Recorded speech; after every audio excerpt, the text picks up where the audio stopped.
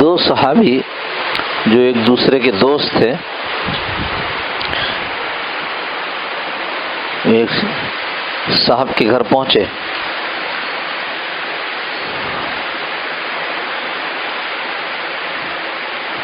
جو آواز لگائی جاتی ہے آواز لگائی، جو گھر والے تھے وہ باہر نکلے، تو ایک نے کہا کہ میں آپ سے کچھ بات کرنا چاہتا ہوں، تو ان کو گھر کے اندر لے گئے، دوسرے باہر کھڑے رہے۔ یہ جو اندر گئے تو انہوں نے کہا کہ میں اپنے جس دوست کے ساتھ آیا ہوں، یہ دونوں صحابی ہیں، میں اپنے جس دوست کے ساتھ آیا ہوں، اس دوست نے مجھے یہ پیغام دیا ہے کہ میں آپ تک یہ بات پہنچاؤں کہ آپ اپنی بیٹی کا نکاح اس میرے دوست کے ساتھ کر رہے ہیں۔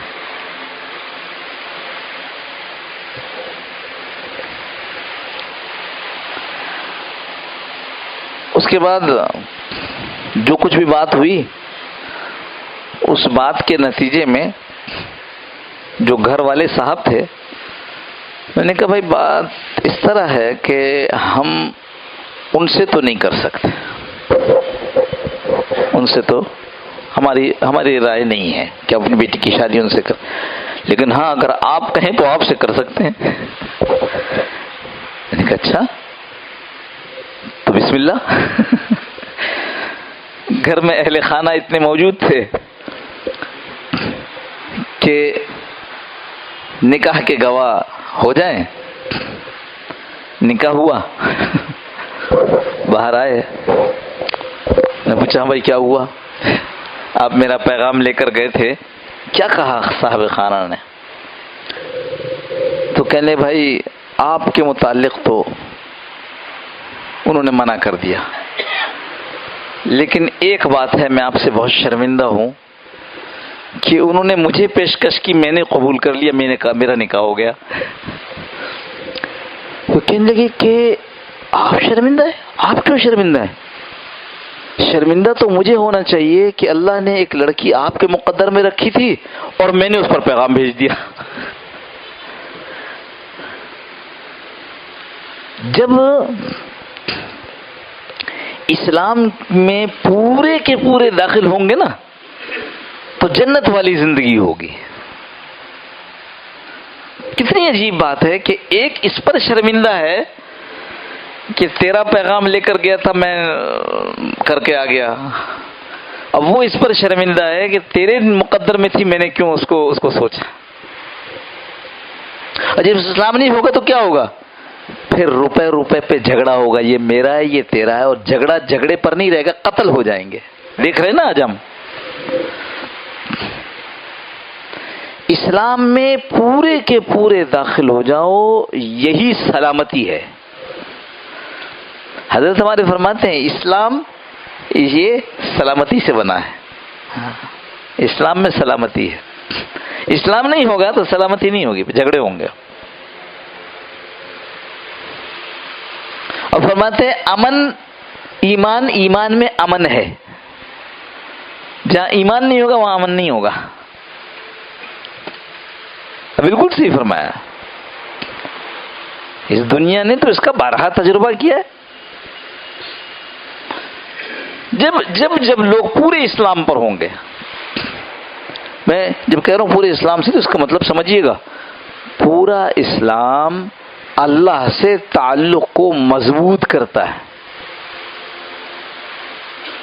اور تھوڑا اسلام اپنی پسند کا دین جتنا چاہا کر لیا، اس سے آگے نہیں، میرے کاروبار کا نقصان ہے میں نے چلوں، یہاں تک تو میں کر سکتا ہوں لیکن اس سے آگے میری برادری ناراض ہو جائے گی۔ ہاں کہتے ہیں یہ تم نے بیٹی کا بیاہ کیا یا بیٹی کا جنازہ رخصت کیا ہے؟ کہتے ہیں یہ اللہ معاف فرمائے، سادگی سے شادی کر دو تو برادری کا یہ طعنہ سننا پڑتا ہے۔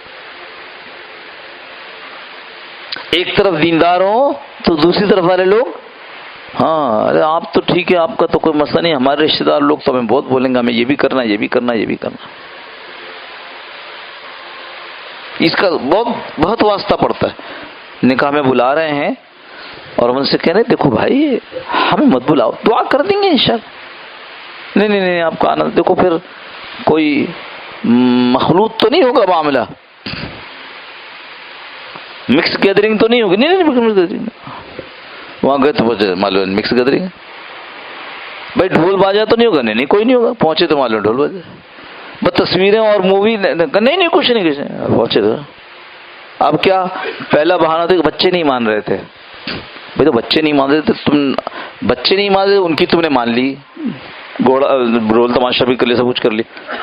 ہماری بھی مان لیتے ہیں جیسے بچوں کی تم نے مان لی. کیا ہمیں مت بلاؤ؟ ہمیں آزمائش میں ڈالا آپ نے. دوسرا معاملہ کیا ہوتا ہے؟ جی اپنے گھر میں تو میں نے آپ سے کہا تھا نا میں سب کو منا لوں گا، وہ نہیں مانے، لڑکی والے یا لڑکے والے جو بھی دوسری پارٹی ہے. سبحان اللہ. پورے دین پر داخل ہوں گے تو پھر اللہ کی مدد اتر جائے گی، اللہ کی مدد. ورنہ کیا ہوگا؟ شادیاں ہوں گی، حدیث میں آتا ہے جو نکاح سب سے زیادہ سادہ ہوگا اس میں سب سے زیادہ برکت ہوگی. اب سادہ تو نہیں کرنا. میں نے شاید یہاں ایک قصہ سنایا، نہیں پتہ نہیں، یہاں ہمارے کراچی شہر کا قصہ ہے.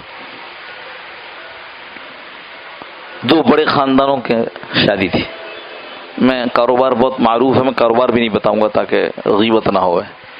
دو بڑے خاندانوں کی، ایک کا بیٹا ایک کی بیٹی. اتنے بڑے خاندان تھے کہ لوگوں کو، قریب کے لوگوں کو نکاح کی دعوت کے ساتھ سعودی عرب کا ویزا اور ٹکٹ بھی ملا کہ جی ہمارے بچے کا نکاح جو ہوگا وہ وہاں ہوگا، حرم میں ہوگا.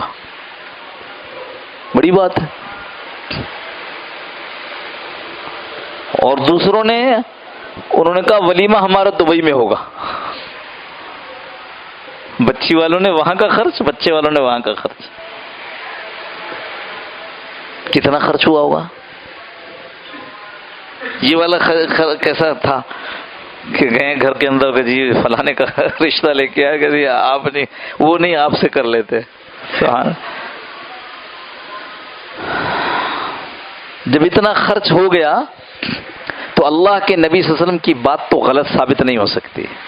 یہ ہو سکتی؟ کوئی امکان نہیں ہے. جس کو اس میں شبہ ہے اس کو اپنے ایمان کی تجدید کرنی چاہیے. نکاح حرم میں ہوا، ولیمہ دبئی میں ہوا، 6 مہینے کے بعد طلاق ہو گئی، بیٹی گھر پر.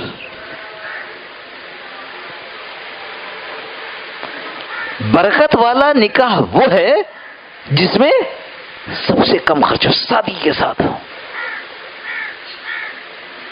خیر عرض جو کر رہا تھا، یہ تو ایسی مثال کے طور پر بات عرض کر رہا ہوں. اللہ کا تعلق وہ بقدر حضور صلی اللہ علیہ وسلم والی زندگی کے ہے، عقیدہ رسول صلی اللہ علیہ وسلم والا، عبادت کسی اور والی. یہ بھی ملا دیا، وہ بھی ملا دیا، وہ بھی ملا دیا، وہ بھی ملا دیا. اور پھر سوال ہم سے کریں کہ کیا یہ غلط کر رہے ہیں؟ ہم غلط تو نہیں کر رہے ہیں، غلط تو نہیں، بالکل ٹھیک. یہ چیز جو آپ نے کی تھی لیکن اس موقع کی نہیں ہے. ایک آدمی 4 رکعت نماز پڑھے مغرب کی تو کہ صاحب کیا غلط بات ہے؟ اللہ کی بات غلط بات ہے؟ 4 رکعت قبول نہیں ہے؟ بھائی دیکھو اگر مغرب کی نیت کی ہے تو نبی صلی اللہ علیہ وسلم نے مغرب کی 3 ہی پڑھی ہے. تم اس میں 1 اور ملاؤ، 2 اور ملاؤ، 3 اور ملاؤ، چونکہ نبی کی سنت کے خلاف ہے، چونکہ نبی کے طریقے کے خلاف، اس لیے قبول نہیں ہے. یا عقائد بھی ویسے ہی، عبادات بھی ویسے ہی، معاملات اپنی طرح کے، یا معاشرت اپنی طرح کی، یا اخلاق اپنی مرضی سے. کیا کریں مول صاحب؟ غصہ بہت آتا ہے. غصہ آتا ہے تو غصہ کنٹرول کرو. اگر شوگر زیادہ ہو جائے گی تو کیا کرو گے؟ شوگر کا علاج کراؤ گے نا. غصہ زیادہ ہوگا تو غصے کا علاج کراؤ. اللہ والوں کے پاس غصے کا علاج ہے. تکبر آ جاتا ہے دل میں، اللہ والوں کے پاس کا علاج ہے. حرص ہے، اللہ والوں کے پاس علاج ہے. تو اللہ والوں کی خدمت میں جاؤ، ان سے علاج کراؤ. یہ کوئی عذر نہیں ہے کہ ہم کیا کریں جی اس زمانے میں تو ایسا ہو نہیں سکتا تھا. فلاں کاروبار کرتے ہیں کیا کریں مولانا صاحب، اس کے بغیر تو چل ہی نہیں سکتا یہ کاروبار، تم چھوڑ دو نا، یہ فرض ہے تمہارے پر، تم کو کہا گیا ہے، اللہ کا حکم ہے کہ تم یہی والا کاروبار کرو. جب تم کہتے ہو یہ والا کاروبار صحیح سے نہیں ہو سکتا. ہمارے دوست تھے، ایک کاروبار دو کاروبار تھے ان کے، ایک کپڑے کا تھا، ایک بلڈر والا تھا. مجھ سے کہنے لگے بلڈر والا چھوڑ دیا میں نے. کہا تو آپ کو تو بڑا کام تھا، آپ کے تو بڑے، کہ نہیں میں نے یہ محسوس کیا کہ اس کام میں رشوت کے بغیر نہیں چل سکتا، تو جب میرا اللہ میرا گزارا کپڑے کے کاروبار سے چلا رہا ہے تو میں کیوں یہ کام کروں، چھوڑ دیا. ہم اب تک اس بات پر نہیں آئے کہ ہم پورے دین پر چلیں گے. ہم اس بات پر ہے کہ نماز تو پڑھتے ہیں، روزہ تو رکھتے ہیں، کافی ہے. بالکل نہیں. اللہ کا حکم، میں نے کہا یا ایھا الذین آمنو، ایسا جیسے کہہ رہے ہوں سلیم صاحب، کریم صاحب، عبد الرحیم صاحب، عبد الرحمان صاحب، آپ کو کہہ رہا ہوں ادخلوا فی السلم کافہ، پورے کے پورے دین میں داخل ہو نا، اسلام میں پورے کے پورے داخل ہو جاؤ. ہمارا معاملہ جب آدھا تیتر آدھا بٹیرے تو اللہ کی مدد نہیں اترتی، اللہ کی مدد نہیں اترتی تو دھکے کھاتے رہتے. گزشتہ دنوں ہم نے، ابھی یہ 2 دن ہوا شاید، اخبار میں تصویریں آئی ہیں کہ یہ فلسطین کی اتنی بڑی بچی ہے، اس نے اسرائیلی یہودی فوجیوں کو تھپڑ مار دیا اور پھر یہ جیل میں رہی اور اب آزاد ہوئی ہے.